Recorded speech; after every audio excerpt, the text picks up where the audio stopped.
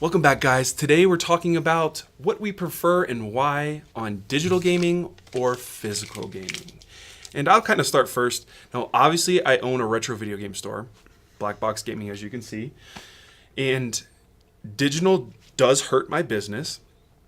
But the thing about digital as opposed to physical, I use digital gaming or emulation or whatever you want to call it. I use it to find out what I want to buy, what I want to collect for, what games I like, so on and so forth, what genres I like. You know, you go through a list of games. Oh, dude, I love Arrow Fighters. Wait, it's $500. But that's a heck of an investment that seems to be growing year by year. Mm-hmm. The thing about physical gaming is you can buy, sell, and trade. So, for instance, if you buy a brand new $60 game from GameStop, right? And this is nothing like I wanted it to be.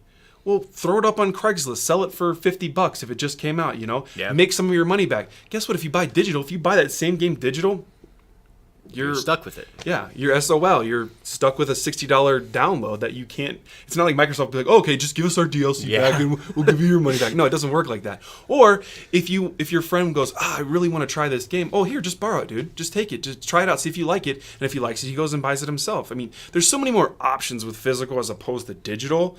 Now, I'm not bashing digital. I understand that, it's less cluttery, especially if you live in an apartment. Mm-hmm. And you have a very small space, you can't have all these games, you have it all in emulation. I understand that. But for me, it's more of a hobby to collect. It's more of an investment. It's something that grows me. It's like buying stocks in the stock market, especially with Nintendo cartridges. You buy a game at a garage sale for $2. Let's say, there's a video, my $2 Earthbound video. Mm-hmm. So I bought Earthbound for $2. Well, it usually stays around the $170, $200 mark, but it's an investment. Sure. And it seems to be more desirable. People are wanting it, and it's growing in value. Yeah, you can emulate it, but also in a lot of emulations, there's no emulator that I've ever found that's exactly perfect. No. There's always a slight delay in emulation.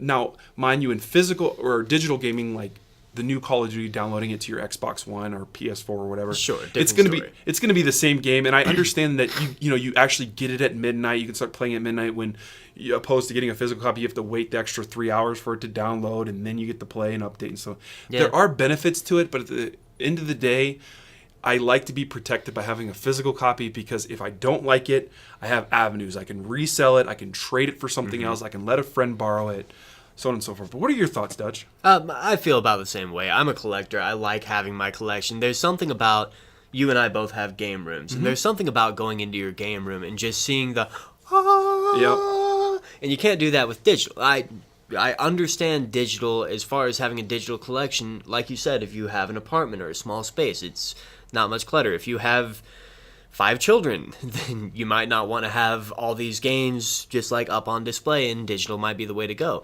But my biggest problem with digital, and I don't know about this because I've downloaded exactly 2 games in my life, is that I've heard that you can actually, like, the company can lose the license, things like that, and then you have paid such and such amount of dollars for this game of your money that you worked for, and now you just don't have it anymore because we can't let you have that. No. When I want a game, I want to be able to buy the game, bring it home, put it on my shelf, and pull it out and play it whenever I want to. Now, like you said, the benefit of digital, especially emulation gaming, it does let you know, do I want this game? Do I not want this game? Like, I would have never found out about Metal Storm if it wasn't for emulation gaming. I was not going to go and pay the price that they wanted me to pay for that game. But after playing on emulator, I knew that is something that I wanted to do, because that's a really good game. I tend to go the way of physical gaming rather than digital gaming. I have, like I said, I've downloaded 2 games. I downloaded Rocket League for the Switch. Because I don't think that's a physical. Actually, yeah, I think it's a GameStop exclusive, but I just saw it there. Yeah, they do have a physical copy. I think it's like $29.99 as opposed to the $19.99 on the store. But they did that with Xbox One, where they made it, it was only digital when it first was released, and then they came out with like a physical copy like 6 months down the road.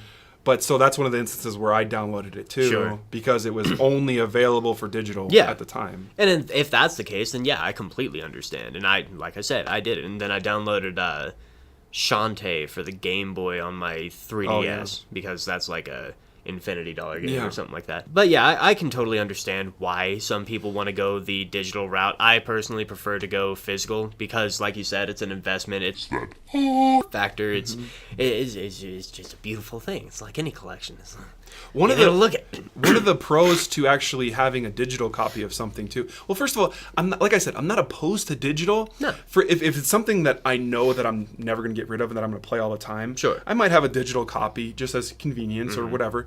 Now, for instance, one of the things that my friend taught me is when you buy like a digital copy of something on your Xbox One or PlayStation 4, what's nice about it, let's say you have kids, okay? You have them in one room, they're playing on one Xbox One that's theirs, and you have your own Xbox One that you're playing in your room. Well, if you have a digital copy of that, you can be sitting there playing online, with your friends and whatever. We'll use Call of Duty as an example. Sure. I'm playing online with all my friends, and in the other room, my kids are playing the same game offline on their Xbox. Oh, I didn't know that. Yeah, so if you have a digital copy, you can play on two different Xboxes at the same time. One can only be online, though. You can't have both online. But it gives you options to, Still. like, branching out the game. It's almost, like you're having two games at the same time if that's, a benefit to you. Sure. And some people it is. Some people have that situation, whether it be, like, for you. Like, if you're playing, and if you're both playing offline, let's say you're playing the Fractured But Whole, like, you both can be playing at the same time on two different consoles. This is true. So these are benefits to it, but at the end of the day, I like my physical copy. Yep. If I'm going to pay the price, and the thing is they don't give you a discount for No, digital. they don't, which is weird. It's sometimes more expensive. Yeah, I know. Like, seriously, if you're going to give me something, and I like steelbooks and stuff like that too. Yeah. So I can go to the store and I can buy like the Ultimate Edition for $80, which at Best Buy I get 20% off all of it anyways. Sure. But we'll just go with the $80 price tag. $80, I get this nice little, cased steelbook collector's item. Cool, set on my shelf, looks really nice. Or I can pay the $80 on the store and download the Ultimate Edition and have nothing to show for it except for a digital that's like... Which might be taken away. Which could be taken away because if you read the agreement, it says, we own the rights to this game. It's our property. We're just allowing you to use it. And if you do something stupid and you get your account taken away or banned or whatever, Right. all that content goes away with it too. So I don't. And also, even if you don't do anything like that, if you have, like, if I have 100 NES games sitting on my shelf, even if the shelf knocks over, probably 99 of them are still going to work. If I have 100 NES games downloaded onto whatever console and I drop that console, probably 0 of those games are going to work. Yeah. And that's, that's... The thing I miss the days. heartbreaking. I miss the days when the NES game, you bought an NES game, a Super Nintendo game, an N64 game, GameCube game, even Wii games. You buy them and you get the complete game right Yeah. there. You don't have to worry about updates, DLC, none of that. You get the complete game right there. Now, nowadays it's like you pay the $60 for a digital copy, then in a month the DLC comes out, you're paying another $15. Right. Then DLC comes out again in another month, another $15. Long story short, you're dropping like $150 in digital content. At least if I bought the original game in a physical format, mind you, all the DLC, well, they do some DLC in physical, but most of the Sure. time it's just, digital, Yeah. which that's fine. But if I get to a point where I'm like finally done with the game and I go and I can recoup some of my money or trade it in for something else, you can't do that with digital. Now, the big thing, the last thing I want to talk about is this Xbox Game Pass where you pay like monthly rental fee where you get all these games that you can play. Okay. So they open up. It's supposedly the new big thing. It's gonna hurt Nintendo and PlayStation. That's a Haven't heard whole of it. nother video though. But it's you pay like $10 a month, and they open up this library to all these games, and they're gonna start dropping new Halos and new Gears of War on release days into this program. So you can download it, play it, and all this crazy stuff. Which is a great idea, but still, I'm gonna have. If I really enjoy the game, I'm still gonna have a physical copy. Yeah, for sure. Because I like to point at games on my shelf and be like, "That's my trophy. I beat that one." Like when my friends come over, yeah, I beat that one. I beat this one. Oh, you want to try it? Here, let me go ahead and play it. Give it a shot. This is where I found that one. I got that one on release day. Yeah, Yeah, it's good. Yeah, There's it's just stories. something good about it. Instead of sitting here, next to Dutch, scrolling down my Steam list, being like, "Oh, Right. yeah, I beat that game. I beat that one too."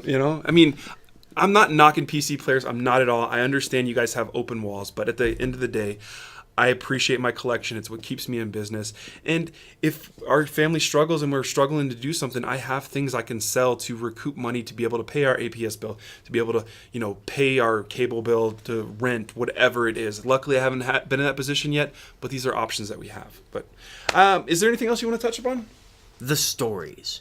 The stories that are like your $2 Earthbound. I have a Chrono Trigger that I got for approximately $1 at a yard sale. You can't do that. You're not going to find digital games at a yard sale. Or like my Mario Party 2 I got from you. Right. We ran into each other at the same garage sale. He was leaving, and he goes, dude, you want to see what I scored at this other place? And I'm like, yeah. And I opened up his trunk. That was a crazy score.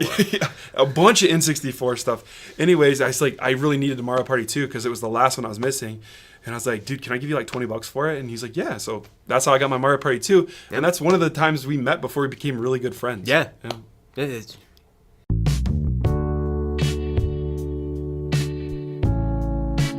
It's about the stories. It is. It's about the stories. It's memories. Memories. Memories.